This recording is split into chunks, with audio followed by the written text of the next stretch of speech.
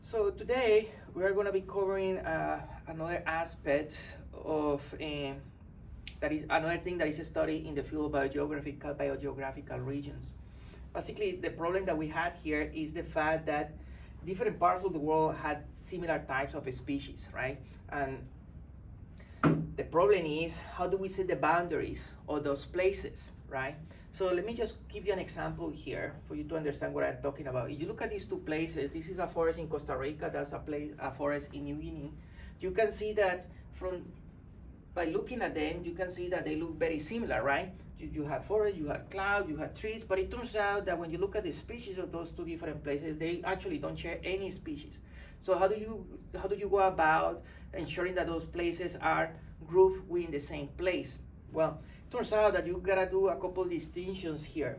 The first one is to understand the extent to which they are similar. These places are similar based on their vegetation type, structure, climate, soil, etc., or the extent to which they are differentiated by the species that belong to those different places.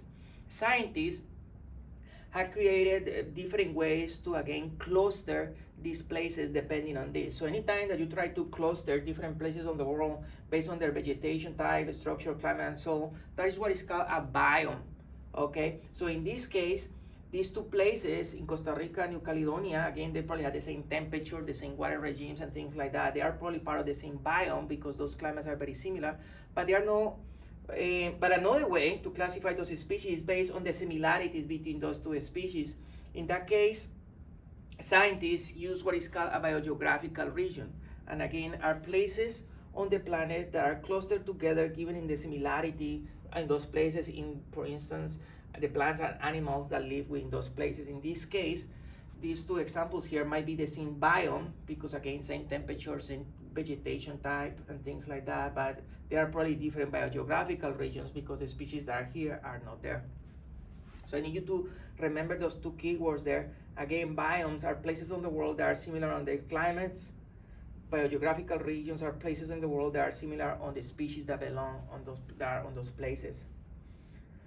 Let's look at the data and how people outline the boundaries of those biogeographical regions, So as I explained to you several times in this class, a species basically can either be present on a place or might be absent on that place. The way that you explain the presence of the presence of a species is via speciation, the species being born in the given place, or via dispersal. Basically, the species got there from somewhere else. The way that you explain the absence of a species can also be via extinction, meaning that the species was there and it went extinct, and that's the reason why you don't see it anymore, or maybe dispersal limitations that prevent the species of ever getting to those places. So with that being said, let's see what is the raw data that then scientists use to describe these biogeographical regions. And let's imagine here a latitudinal gradient transit, okay? So imagine that this is the North Pole, these are the tropics, and that's the South Pole. Basically, what I do then, what you find along the latitudinal gradient is what is called a geographical range. I'm gonna describe a geographical range as this black line here. So this is one species that is found all the way from the North Pole all the way to the South Pole. So along my transit, the species is found everywhere. Just for you to know, those species that are found everywhere are what are called cosmopolitan species. So I need you to remember that name. Cosmopolitan species are species that are found everywhere. Along the same latitudinal transit, you might find species that are found only in certain places. Those species are called endemic species. So cosmopolitan and endemic are the species that are kind of at the extreme of the geographical ranges, from a species that have a distribution everywhere, like cosmopolitan, to species that have very restricted distribution, like a species that are endemic. And in between that range, you had a species with all kind of geographical ranges. So here's an example, for instance, of many species that overlap the geographical ranges along this latitudinal transit. So that's the reality of what happens in nature, right? Now let's imagine that I go along this transit and I do sampling on these lines that are here in red. So basically, if I go to this place, I find 2 species. If I go to this place, I find 2 species. If I go to this place, I find 3 species, right? So again, this is using any of the methods that we described before. I go to, again, every one of these transits, and then I, for instance, go and count how many species are there. Here I will find 2. Here on this position, I find 3. I put 3 there. Here 5. I put 5 there. And then if I were just to count the species, I will get what is called the pattern of species richness. However, another thing that I can do is to calculate the similarity between those places. So for instance, in this case, this location has 2 species, this location has 2 species, but you see are the same species. So in this case, the similarity between this location and that location is 100%. So I can rather plot the similarity as well. Rather than counting the species, I can count how similar those places are. In this location compared to that location, if you see, there is only 1 species in common. This one has 1 species that is unique to that place, while this other location has 2 species that are unique to that place. So there are several mathematical equations that allow you then to calculate the similarity, and rather than you pointing the number of species, what you calculate is the similarity between neighboring locations, and you ended up with patterns like this, right? So for instance, in this case, if I were from this location to that location, they are very dissimilar, so they will be, you will see dips, and basically what this outline then are potentially boundaries on the geographical distribution of a species. If you see from this point over here, all of there is a high similarity, but from that point between this and that one, they are very dissimilar, and within that, beyond that point, everything is similar. So what that suggests here is that there is a biogeographical region, a biogeographical boundary that prevents a species from this place to move into that place. So here you get hints into the potential existence of boundaries. Again, a scientist use this data on the distribution of a species to look at the similarities between locations, and where they are the most dissimilar, it gives hints into potential boundaries of biogeographical regions, because obviously what is happening there by the locations being, neighboring locations being so different, is the fact that something prevents a species to go from one place to another one. So that's the way how a scientist take the raw data on a species distribution and turn them into similarities or dissimilarities to outline the boundaries of biogeographical regions. Let's just review again. Let's do a quick example here. Let's imagine again the same latitudinal transit. Here are the species, and here are 2 locations that I sampled. So mathematically, there are different ways to calculate how dissimilar they are. One method is what is called Jacquard, index of similarity, and it's expressed with that mathematical equation here. S stands for a species. The first number stands for the species present in location 1. 1 stands for the species being present, and 0 for the species being absent. So when you see that S11, S stands for the species that are present in location 1 that are also present in location 2. So here, if we look at this example here, so how many species are present in 1 that are also present in location 2? That will be 4, right? So here, I enter my 4. Now let's look at the denominator of this index, and that is S01. So basically the way that you read this is a species that are absent from site 1 that are present in site 2, right? In that case, you see there is not a species that is absent from this side that is present on that one, so that will become a 0. You do then the reverse for the other side, and finally you had S was 1 that we established was again the species that are present in 1, so location 1 that are also present in location 2, that will be 4, so the similarity will be 1. So that's what is called the Jacquard. Another common index to assess similarities is what is called Simpson. The equation of Simpson is actually shorter, is S11 divided by S1. So basically S11 means the species present in location 1 that are also present in location 2. In this case, that will be 4, divided by the species that are present in 1, location 1, that will be 4, so the similarity is 1. So here are again the 2 mathematical equations that are used commonly to assess the dissimilarity between places that at times are used to define the boundaries of biogeographical regions. Let's look at an actual case example of the similarity between places and how they are used to outline biogeographical regions. This is a paper by McKnight in PLOS Biology in 2007, and he compared the dissimilarities between pixels everywhere in the Americas for birds, mammals, and amphibians. Places that are red are places that are very different, very dissimilar. Places that are in blue are places that are very similar. So let's just look at one case example here for the birds. So you see, for instance, look at the beauty of this pattern, how all of the Pacific coast of the Americas had a high species dissimilarity. I want you to, while the other side of the Americas normally had species, locations that are very similar to each other. I want you to pause this video and think about why will that be the case? Why the species along the Pacific coast of the Americas will be so different from place to place, while in the interior of the continent, those species, those sites, have very similar species compositions. So I'm hoping that the explanation that you came out with is this. So if you look at the geomorphology of the Americas, what you find along the Pacific coast is a set of mountains, right?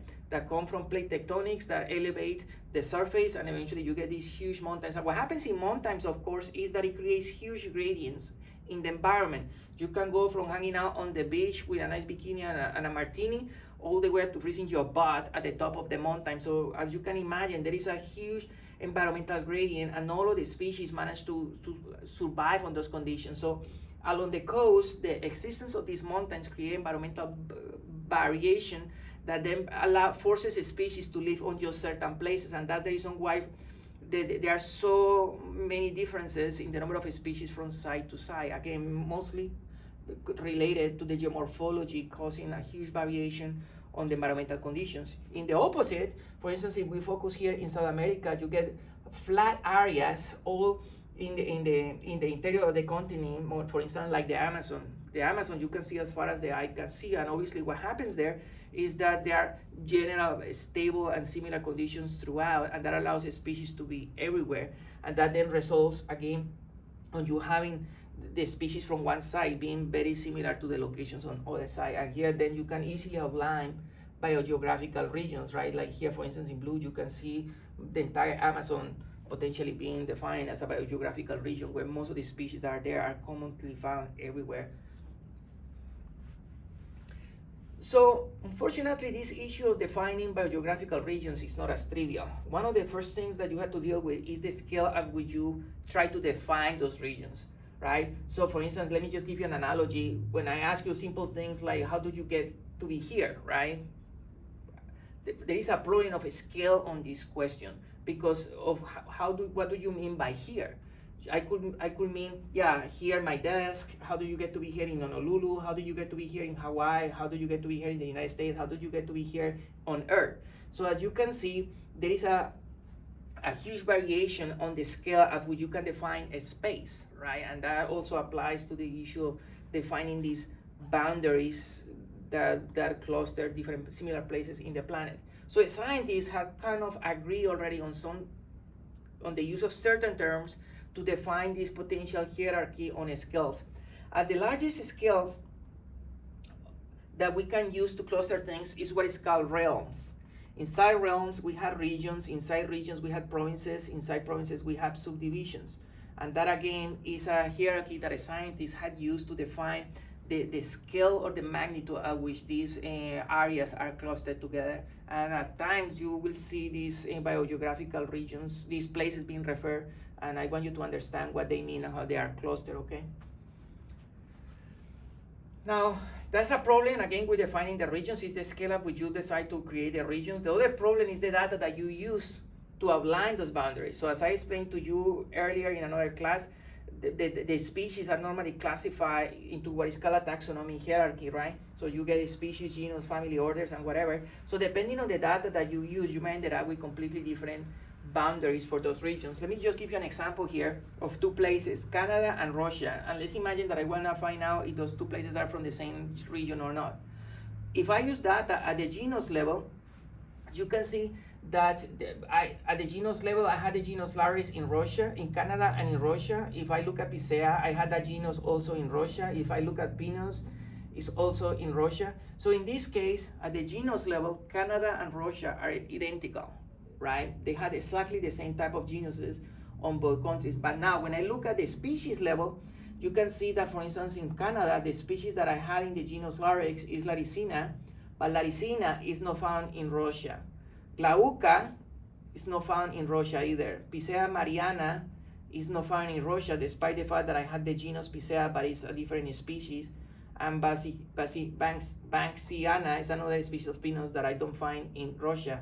So in this case, I had no species in common between Canada and Russia, and as a result, they are completely different. So as you can see here, depending on the data, the taxonomic level data that you use, you may end up getting completely different results that to outline those biogeographical boundaries.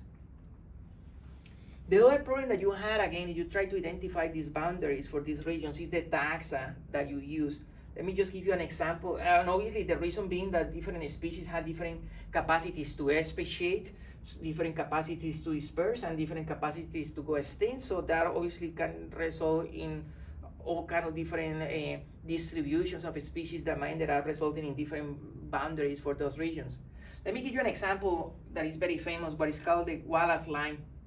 The Wallace line is this imaginary boundary that Wallace created in the South Pacific to differentiate apparently two different regions that have completely different biota, right? On one side of that line you had a lot of different species, a lot of species that are very different from the other side of that line. So scientists have been investigated that line for the longest of times, but what is interesting and what I'm pointing out here from this paper of Simpson, he took all of the scientific papers that had documented that line, and what you can see is that many papers, different scientific papers, outline that line, the Wallace line, on different places, right? So despite the fact that, again, there seems to be indeed something weird going on in the South Pacific that differentiates these two locations, the boundaries where that happens has been very different among scientific papers, and the most likely reason is probably the taxa that those people are using. You can imagine, for instance, if you are looking at things like birds, obviously for birds, they can move relatively easy. If you are looking, for instance, at mammals, well, mammals are gonna have a hard time going from one island to the other one. So right there in that example, you can see the challenges of the environment on dispersal that then will cause different biogeographical boundaries for these regions. The other challenge that you will encounter, again, as we try to define biogeographical regions, is the fact that those regions are likely going to change from time to time. Let me just give you a couple examples here. For instance, with climate change is one. So let's imagine that this is the distribution of a species. We come along and we start increasing the temperature. It turns out that the suitable conditions for that species are going to be moving places, and in result, the species might be moving. So here's an example, for instance, of a paper by Huntley that was one of the first ones to kind of model the redistribution of biodiversity on Earth as a consequence of climate change. And what you can see here, for instance, is that now the highest diversity, in colors, you can see here the number of species in red, high diversity, in blue, lower diversity. And now you have the highest diversity in Central Europe.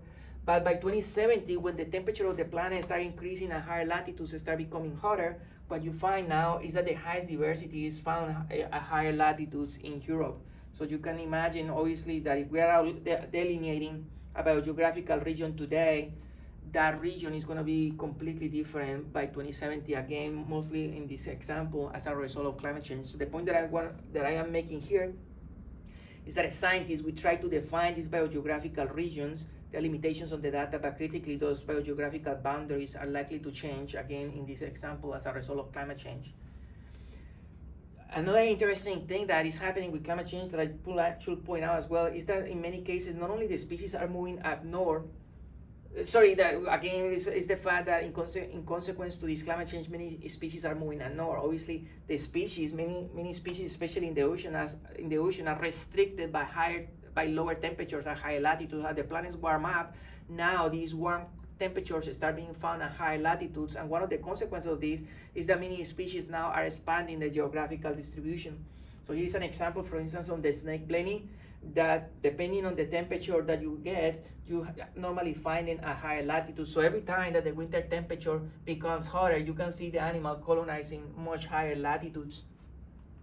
There is a very clever paper published by Perry, a supervisor of mine, Boris Worm, in which they analyze, again, the extent to which species are moving at north. And they compiled data from many scientific papers, and what they found is that on average, the species that they analyzed have been moving 172 kilometers outwards between 1977 and 2001.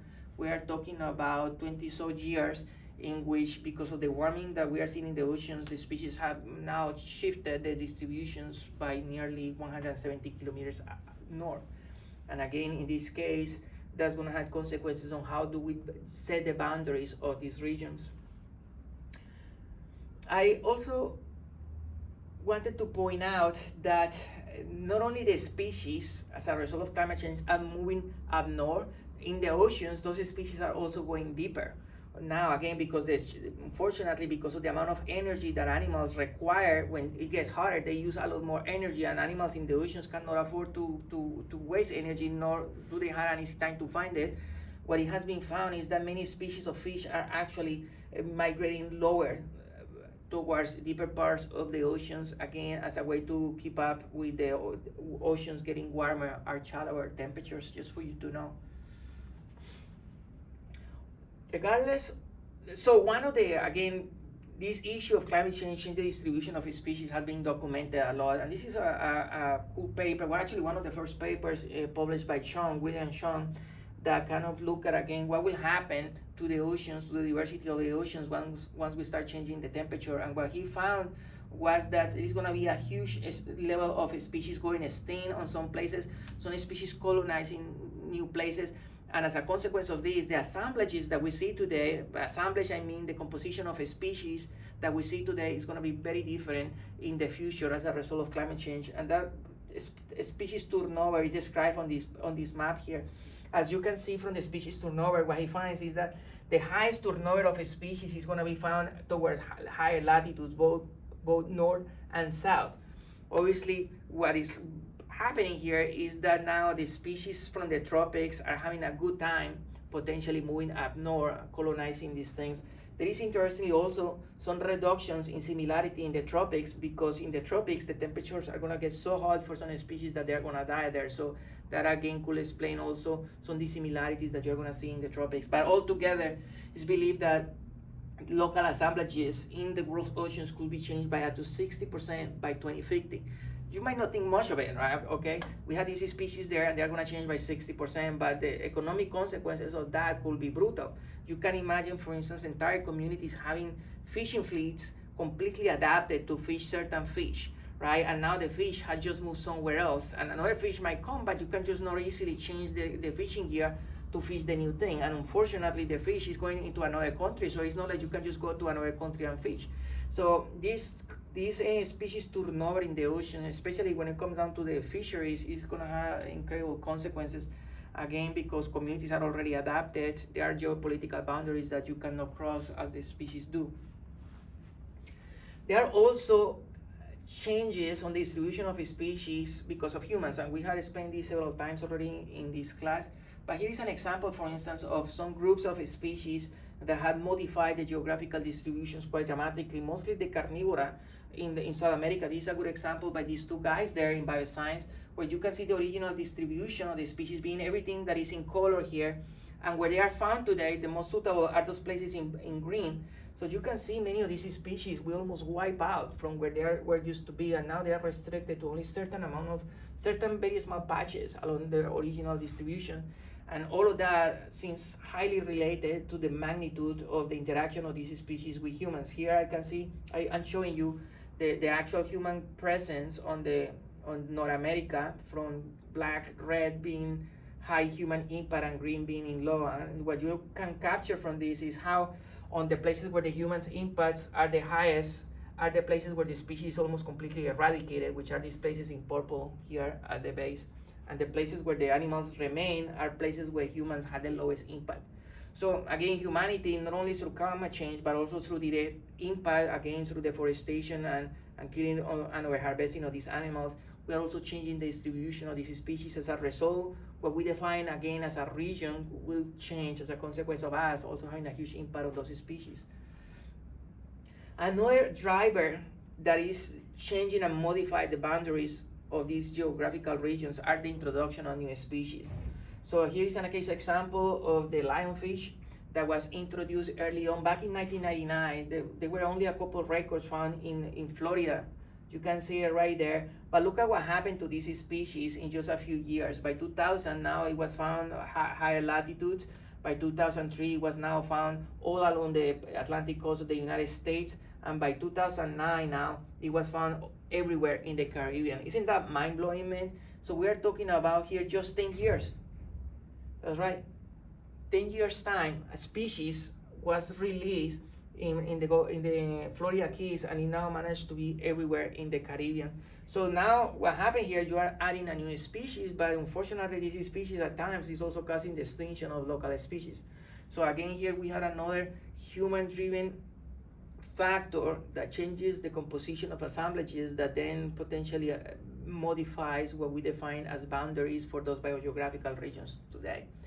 Fortunately, this issue of invasive species is brutal. Here in this map, I'm showing you the shipping lines, the pathways of shipping lines. These big boats that are moving goods and services from place to place is highlighted there on those lines. So you can imagine the potential for us to introduce new species into new ecosystems.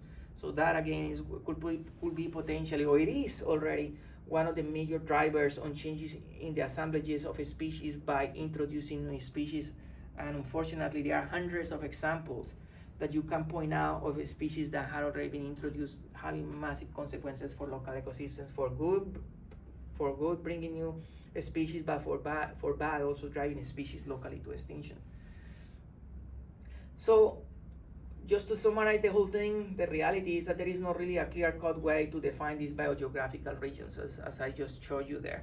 But as a result, scientists have proposed a diversity of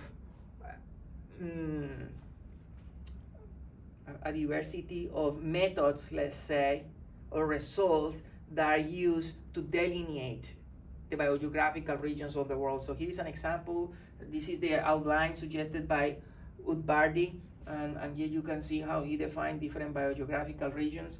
Here is another one by the WWF. They went into deeper analysis just to analyze and to cluster the planet on different places.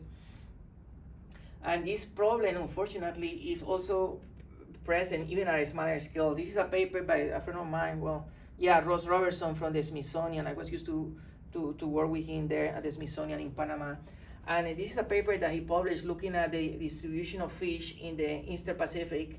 And one of the things that you can see here is he put together how the scientists define the area in different regions. So this is a paper by Ekman, this is the paper by Briggs, Bosky, and Spalding. And one of the things that he wanted to point out there is how at the local scales, depending on the type of data and analysis and taxa that you analyze, you might end up with completely different boundaries for those regions. And he kind of tried to make the case here with this figure in his one paper there.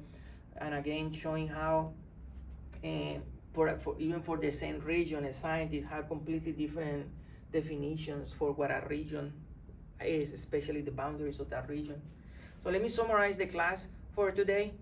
So basically, again, we're talking about a geographical region, which is an attempt by scientists to delineate areas of the world that are similar in the composition of a species, not to be confused again with biomes. And these biogeographical regions are difficult to define because of the issue of a scale. At what scale you define the regions, the taxonomic rank, whether you are using species data or general data, the taxonomic group, right? Are you using birds, insects, mammals?